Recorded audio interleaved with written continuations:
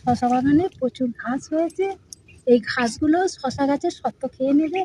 শশা গাছে তো প্রচুর সার খোল লাগে, এই ঘাসগুলো খেয়ে নেবে। আর এমনি বাগান জঙ্গল হয়ে থাকলে দেখতে খারাপ লাগে। আর পোকামাকড়ের তো সাপখোপের ভয় করা যায় না, মায়ের ভয়। কেন সূর্য ওঠার আগে আসি, আর সূর্য ডুবে গেলেই তারপরে যাই। মার কাছে সারাদিন আমরা থাকি, তাই জন্যে। আর বাগান একটু পরিষ্কার থাকলে দেখতেও ভালো লাগে।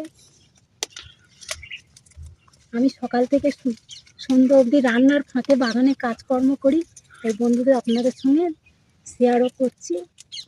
কিরম লাগছে আমার বাগান কমেন্ট করে জানাবেন বন্ধুরা।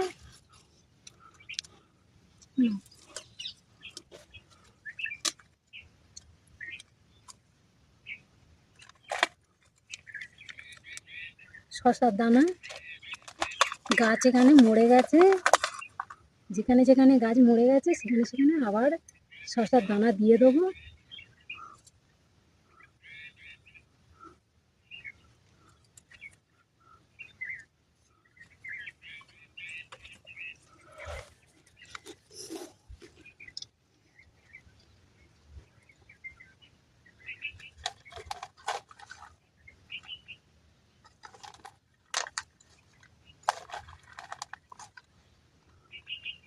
আসো।